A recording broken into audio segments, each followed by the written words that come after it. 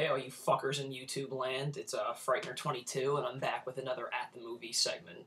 I just got back from G.I. Joe, Rise of Cobra, and although this movie came out early August, for whatever reason I had missed it, opening weekend, and then, one weekend became 2 weekends, and so on and so forth. So today I finally got the opportunity to see it, and the whole summer I was kind of hyping it up for everybody, including myself, and it was easily one of my most anticipated movies for this summer, so that even made it more odd that I didn't see it opening weekend, but I just had other things going on and stuff, so I was going around telling everybody before Transformers 2, and especially after Transformers 2, that G.I. Joe was probably going to be much better than Transformers 2.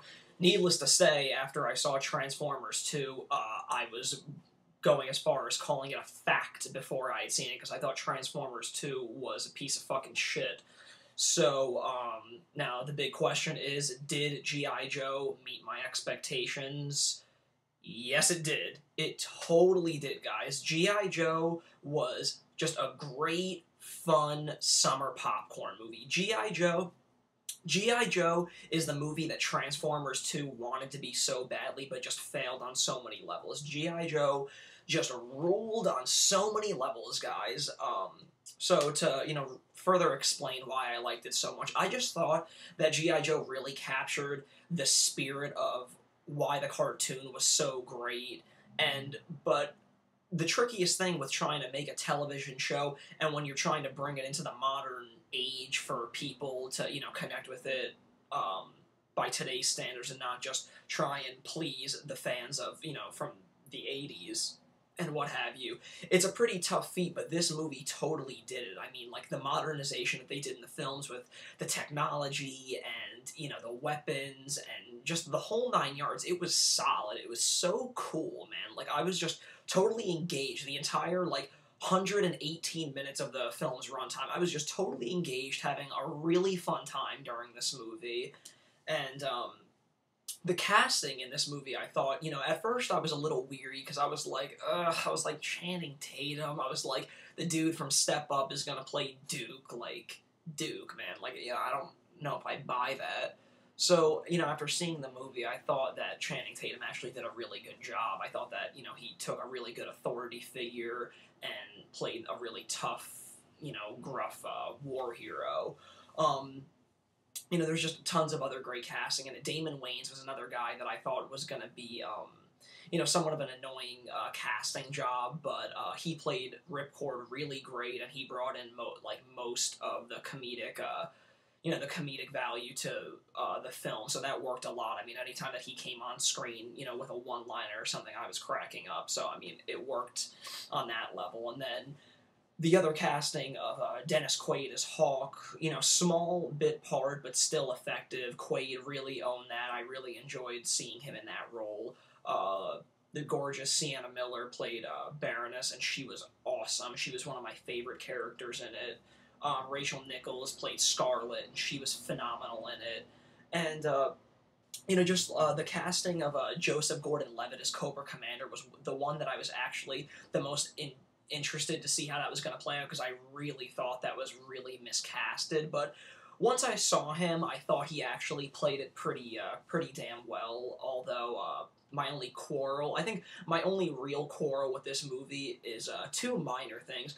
The first one is the appearance of Cobra Commander in this film. I just don't think, I understand, I accept that they were modernizing it and everything, but I just didn't really like, the visual look of how Cobra Commander was showed. I just thought they could have done a whole lot better. And another small quarrel was, it's so stupid, but if there's anything wrong with it, it was just the title. Everyone's gonna say, oh yeah, I saw G.I. Joe, but there is a subtitle in the actual movie's title. It's G.I. Joe, The Rise of Cobra, and I was kind of like, it's like, the name alone, G.I. Joe, is so strong. You don't need to, add a subtitle to, intrigue more people, because everyone's just going to call it G.I. Joe anyway, but being a huge movie nut, it just kind of bothered me, but that was just minor, because after I saw the film and the way that, it ran and then the way it ended, I thought that it was a pretty fitting subtitle nonetheless, but, just minor quarrel.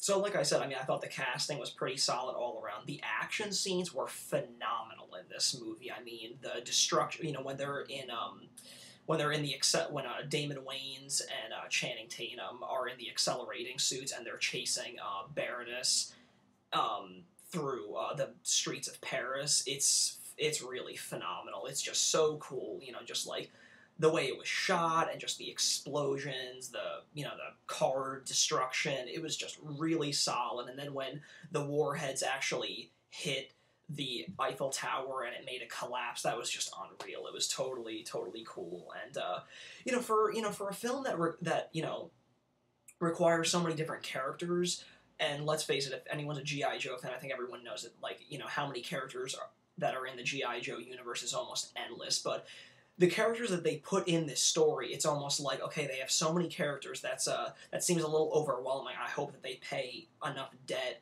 and have enough time to really establish these characters. And that's one thing that I think this film did really well. I mean, you see the flashbacks of Duke with Anna, aka Baroness, and their whole back history, Cobra Commander's back history and his connection with Duke and Baroness. Snake Eyes, the Snake Eyes' backstory with him, and 20 years earlier, like, it was just really solid. They did a lot of these great flashback scenes that really helped you, develop the character's foundation, and it made the story that much more engaging. So I have to say, I give that movie the biggest props because I thought they succeeded like incredibly well in that. Just really showing everybody's backstory, which was really great considering the amount of characters that they had in this film. So that was solid. Another point that I'd really like to bring up is the director of this. Now, I know that there's so many haters out there, and I'm sure I might be stretching on here, but I'm gonna tell you it straight. The director of this film, Stephen Sommers, there was so much hate for him being hired as the director.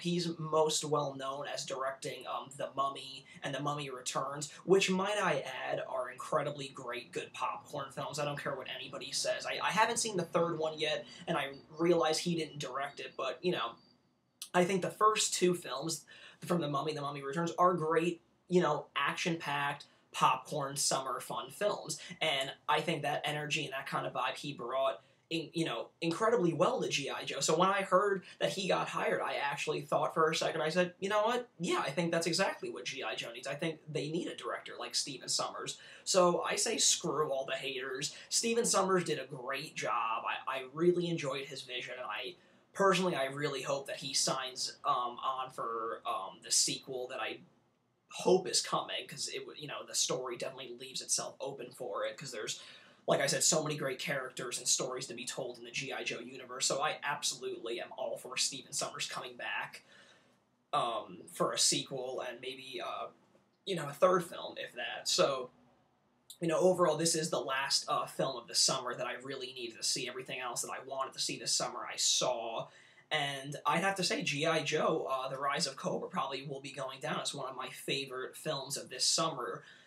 The other ones being, in case anyone's interested, would be Up, Drag Me to Hell, Public Enemies, Star Trek, and Inglourious Basterds. Those were definitely my favorite films of this past summer. I mean, in comparison to other summers, this summer wasn't the best. I mean, like in the past few years, we were treated to The Dark Knight and Iron Man and Hulk and Indiana Jones 4. I mean, this summer was definitely a little bit more tame, but movies like Drag Me to Hell and G.I. Joe really made this summer one not to be forgotten. So this film is definitely worth checking out. If you guys haven't seen it yet, I definitely encourage you guys to see it while it's still in theaters now, because I don't believe it's going to be lasting much longer in theaters. And definitely pick it up on Blu-ray, because I can rest assured that I will be definitely picking this movie up on Blu-ray. I really enjoyed it.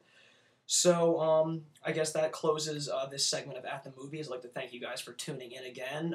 Comment, continue subscribing. I really appreciate everything. So, I will see you guys on Thursday with the next batch of Q reviews. And again, it's going to be a Paul Verhoeven triple feature consisting of Total Recall, Showgirls, and Hollow Man. So I'll see you guys on Thursday. Thanks again. Later.